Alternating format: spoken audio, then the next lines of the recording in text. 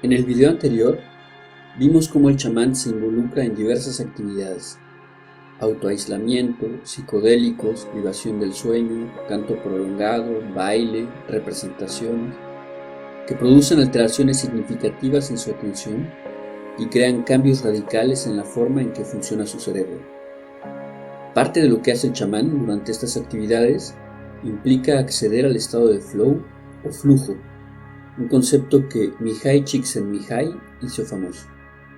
¿Y qué es la experiencia de flow? Es ese estado al que llegamos cuando estamos trabajando en algo y sentimos estar en la zona, es decir, centrados, en forma, inspirados, concentrados. Es cuando la dificultad o desafío de la tarea que hacemos está en relación adecuada con nuestro conjunto de habilidades, y así estamos completamente presentes y comprometidos con la tarea. Si no hay suficiente dificultad, experimentaremos aburrimiento y desmotivación, y con demasiado desafío sentiremos frustración y ansiedad. El flow es el punto óptimo. Los videojuegos han dominado este equilibrio, por eso son tan adictivos. Este es el lado más oscuro de un estado de flow, porque aunque podría parecer una experiencia significativa y fructífera, todo es virtual, el entorno no es real. Las personas buscan el flow en todo tipo de actividades. Pensemos por ejemplo en escalar rocas. Esencialmente solo subes y bajas un pedazo de roca. Requiere fuerza, esfuerzo y con frecuencia es doloroso, pero también es a menudo una puerta de entrada a las experiencias de flow. Es un estado que va más allá del placer físico y que se siente profundamente significativo en un sentido encarnado. De hecho, estudios muestran que mientras más estados de flow se experimentan, se tienen más probabilidades de calificar la vida como significativa. También te sientes uno con lo que haces. Hay espontaneidad. Sientes que las acciones y los movimientos, aunque complejos, simplemente fluyen fuera de ti. Los chamanes cuando bailan, por un lado usan mucha energía metabólica y por otro lado aparentemente lo hacen sin esfuerzo. El sentido del yo también se altera. Ya no eres consciente de ti mismo. Pierdes ese aspecto de cómo me veo cuando hago esto y qué piensan los demás. No hay espacio para eso en el estado de flow. Estás demasiado absorto en la tarea como para preocuparte por otra cosa. Es a la vez donde tienes la mejor experiencia de hacer lo que haces y donde eres el mejor haciéndolo. Csikszentmihalyi especificó que para considerar un estado de flow debe haber 1. Una coincidencia entre habilidades y exigencia. Para no aburrirse, pero tampoco estar ansioso, debe ser desafiado apropiadamente.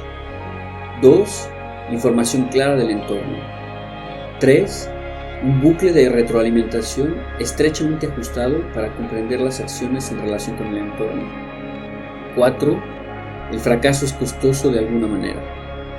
Indicó también que cuanto más entrenamiento se tiene en la atención plena, más probabilidades hay de entrar en el estado de flow. ¿Cómo mejora la cognición el estado de flow? Piensa en el escalador. A medida que sube, presta atención y utiliza patrones en el entorno que le ayudan a escalar con éxito la roca. Reestructura lo que considera relevante y se ajusta, y se agripa a la roca en consecuencia. Este patrón de detectar constantemente nuevos patrones y adaptarse a ellos significa que el escalador está teniendo una cascada de ideas. En cuanto tiene una idea, prepara la siguiente y fluye. ¿Qué es lo que esto indica? Los mecanismos cognitivos que se utilizan durante un estado de flow son también los que entrenan nuestra habilidad para desarrollar ideas. A medida que aumentamos nuestras experiencias de flow, fortalecemos nuestra habilidad para desarrollar ideas. Las experiencias de flow también mejoran nuestra capacidad de aprendizaje implícito. El aprendizaje implícito es la capacidad de aprender sin prestar atención y sin intención, sin darnos cuenta, en forma inconsciente. Así es como aprendemos a caminar y a hablar, por ejemplo. Si nos preguntan, ¿cómo aprendiste a hablar?, solo podremos responder, no lo sé, solo lo hice. No podremos explicarlo. El punto aquí es que tenemos esta capacidad fuera de nuestra percepción consciente, que nos ayuda a detectar patrones complejos en el entorno. En distintos estudios y experimentos psicológicos se ha demostrado que muchas veces lo que podría parecer una habilidad psíquica es en realidad la capacidad de detectar patrones complejos en el entorno sin ser conscientes de cómo se está haciendo esto. Por eso a veces sabemos algo sin saber cómo lo sabemos. Robin Hogarth, en su libro Educating Intuition, argumenta que la intuición es algo real y que no tiene nada de mágico. Establece que los presentimientos que tenemos son en realidad el resultado del aprendizaje implícito. También propone que, aunque la intuición en la mayoría de los casos es útil, provoca igualmente lo que conocemos como malos presentimientos, llevándonos al prejuicio y a los sesgos parciales. El racista, por ejemplo, tiene intuiciones sobre las razas que están equivocadas.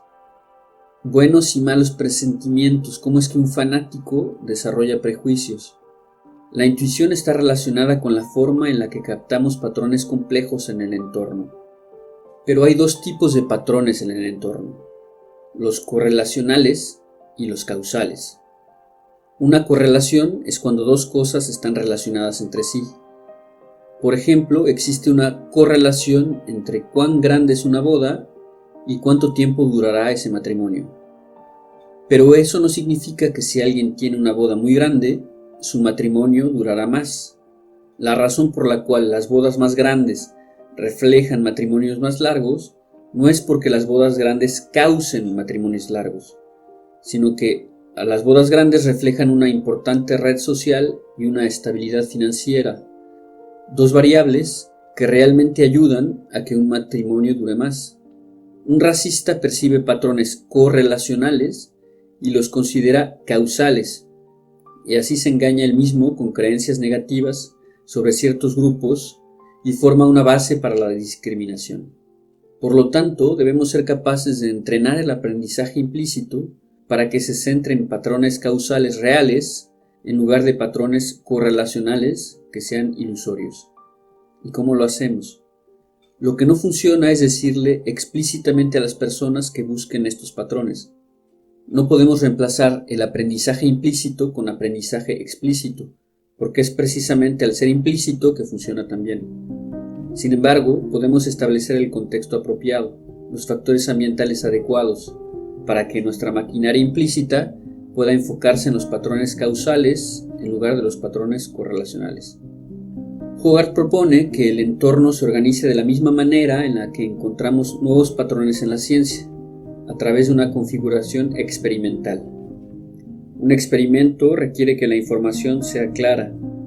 El científico tiene que rastrear qué es lo que un cambio en una variable provoca en otra, y la refutación de la hipótesis debe ser posible. En otras palabras, necesitamos información clara, retroalimentación clara, y que el fracaso sea importante. Por lo tanto, Hogarth propone que, al igual que en un experimento, para entrenar eficazmente nuestro aprendizaje implícito, deberíamos estar en situaciones en las que obtengamos información clara y retroalimentación estrechamente ajustada, y donde el error realmente sea importante. ¿Recuerdan estos tres criterios? El argumento de Verbeek es que estos tres criterios que convierten la intuición en un buen aprendizaje implícito son las condiciones exactas para el flow. El escalador, por ejemplo, necesita información clara, retroalimentación estrechamente ajustada y el error realmente importa. Y también es el mismo contexto en el que la propia maquinaria implícita recogerá patrones causales en lugar de correlacionales. Entonces, ¿cómo se relaciona esto con el chamanismo? ¿Y por qué importa? El chamán, a través de sus prácticas chamánicas, baile, canto, representaciones, etc., entra en un estado profundamente inmersivo de flow. Al mismo tiempo, recibe también una cascada de visiones y un mayor aprendizaje implícito. Captan patrones reales, causales. Lo interesante es que la cascada de visiones y el aprendizaje implícito se refuerzan mutuamente. Las visiones hacen que nuestra cognición explore nuevos patrones. El aprendizaje implícito recoge esos nuevos patrones y estos a su vez ayudan a reestructurar nuestra cognición para que podamos mejorar en la adquisición de nuevos patrones, etc. El estado de flow mejora profundamente nuestra cognición. El estado de flow también logra que áreas de nuestro cerebro que generalmente no se comunican hablen entre sí. Esto destaca especialmente cuando se ha pasado por una estrategia disruptiva, como hace el chamán, con el ayuno, el aislamiento social, la toma de psicodélicos, etc. Ahora, si las áreas de nuestro cerebro se comunicaran entre sí solamente al azar, simplemente experimentaríamos ruido. Pero recordemos que el estado de flow también mejora nuestra capacidad de visión, comprensión e intuición. Esto en conjunto nos permite hacer conexiones entre diferentes áreas del cerebro que comunican entre sí. Esta es una habilidad que damos por sentado porque asumimos que es una parte normal de nuestra cognición. Esta es nuestra capacidad de metáfora. La palabra metáfora es en sí mismo una metáfora. Significa trasladar, desplazar o transportar, conectar cosas que normalmente no están conectadas. Somos mucho más dependientes de las metáforas de lo que creemos. Nuestro pensamiento y lenguaje están llenos de metáforas. ¿Entiendes el punto? Estas dos últimas oraciones eran metáforas. El pensamiento metafórico está profundamente arraigado en nosotros. A través de la metáfora es como hacemos conexiones creativas entre ideas. Es el corazón tanto de la ciencia como del arte. Lakoff y Johnson, en su libro Metaphors We Live By, proponen que toda nuestra cognición está llena de metáforas y funciona a través de ellas. El proceso de generar metáforas es una de las formas en que la cognición, el sentido y los estados alterados de conciencia se unen para hacer conexiones perspicaces. Por ejemplo, a menudo cuando intentamos resolver problemas, utilizamos analogías. Hay una conexión profunda entre la capacidad para resolver problemas y la capacidad de pensamiento metafórico. Y así, el chamán desarrolla y usa psicotecnologías para alterar sus estados de conciencia y entrar en el estado de flow. Esta experiencia los hace más visionarios, intuitivamente poderosos y también generadores de metáforas. Literalmente les proporciona las formas de pensamiento que permiten conectar ideas. Los chamanes tienen una experiencia particularmente interesante durante este estado de flow, llamado vuelo del alma. Se describe como una experiencia externa, casi como si estuvieran volando sobre el mundo. ¿Por qué el cerebro generaría tal sentimiento? Piensa cómo se siente cuando tienes una más amplia y mejor imagen de las cosas. Estás por encima de la situación. Cuando alguien está a cargo de algo, se dice que lo supervisa o vigila. Estas son metáforas que hacen eco de este concepto chamánico del vuelo del alma. El chamán obtiene una comprensión muy completa de los patrones complejos, pero los experimenta principalmente de forma intuitiva y metafórica. Estos temas se explorarán más en el próximo episodio. Por ahora continuaremos con la historia y hablaremos de la era axial y de por qué tiene un efecto importante en cómo pensamos hoy. Como se discutió en el video anterior, el periodo del Paleolítico Superior, alrededor de 40.000 años antes de Cristo, trajo consigo una transición que implicó un desarrollo en nuestra maquinaria de creación de sentido, el encuentro con estados alterados de conciencia y el cultivo de la sabiduría, todas ellas asociadas con muchas cosas que actualmente consideramos espirituales y religiosas. Alrededor de 10.000 años antes de Cristo, otra revolución tiene lugar con el comienzo de la agricultura, la revolución neolítica. Las personas comienzan a vivir en un mismo lugar durante un periodo de tiempo importante, lo que significa que aprenden a cultivar relaciones más profundas con extraños para coexistir pacíficamente. Por lo tanto, su sentido de identidad pública y privada cambia durante este tiempo. Luego viene la Edad de Bronce. Este es un periodo de imperios titánicos. Las civilizaciones sumeria, mesopotámica y egipcia fueron increíblemente poderosas y duraron mucho tiempo. Sin embargo, nuestra conexión con este periodo de tiempo es relativamente tenue. Si tuviéramos que hablar sobre obras literarias de la época, como la epopeya de Gilgamesh y la mitología egipcia, es probable que la mayoría de nosotros no hayamos leído ninguna. Sin embargo, la mayoría ha leído partes de la Biblia, Platón, Confucio o Buda. De alguna manera sentimos que estas personas son relevantes para nosotros de una manera que las personas de la Edad del Bronce no lo son. ¿Por qué? Alrededor de 800 y 300 a.C. se produjo la era axial.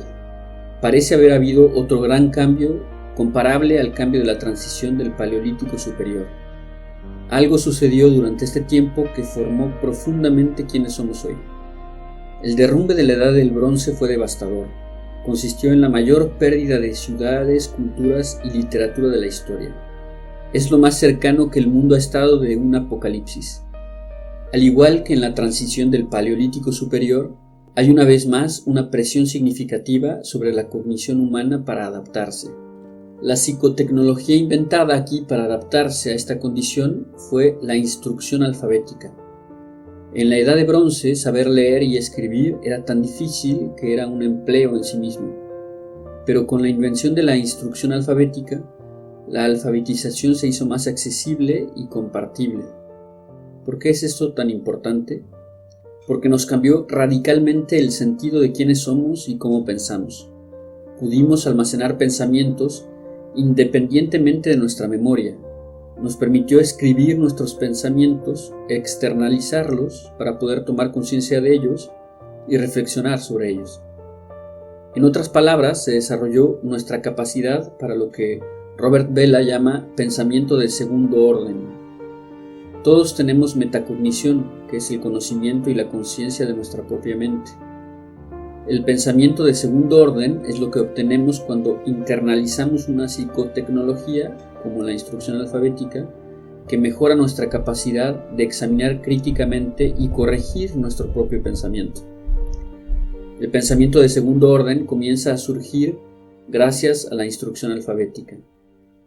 ¿Qué más se inventa en este momento? El dinero. Ya casi no lo usamos como tecnología física, y ese es precisamente el punto. El dinero es simbólico. La invención del dinero nos ayudó a pensar en un sistema simbólico abstracto. También produjo la aritmética, lo cual nos ayudó a pensar matemáticamente. Entonces, se inventaron dos psicotecnologías durante este periodo. La instrucción alfabética, que desarrolló nuestra capacidad para el pensamiento de segundo orden, y el dinero, que entrenó el pensamiento simbólico abstracto y lógicamente riguroso. El pensamiento de segundo orden, combinado con este pensamiento simbólico abstracto, nos ayudó a tener una idea más clara de dos cosas acerca de nuestra cognición. Cuánto podemos corregirla y trascendernos al hacerlo, pero también cuán defectuosa puede ser en primera instancia. La gente comienza a darse cuenta de que, aunque tenemos una enorme capacidad de autocorrección, tenemos la misma capacidad de autoengaño. Esto cambió la forma en que nos vemos a nosotros mismos y al mundo social, en un sentido moralmente responsable. Antes de este periodo, la gente solía pensar que la guerra, la violencia y el caos eran solo una parte del orden natural de las cosas. Pero después de la revolución axial y con el advenimiento del pensamiento de segundo orden y el pensamiento simbólico abstracto, las personas comienzan a reconocer su responsabilidad personal como instigadores y facilitadores del caos. Comienzan a tomar conciencia de su capacidad de autotrascendencia y autodestrucción. Comienzan a comprender la espada de doble filo de su propia cognición. En la próxima conferencia, el profesor Verbeek explora nuestra capacidad de autotrascendencia y autodestrucción. Con eso, cambió nuestra comprensión del yo, el mundo, el significado y la sabiduría.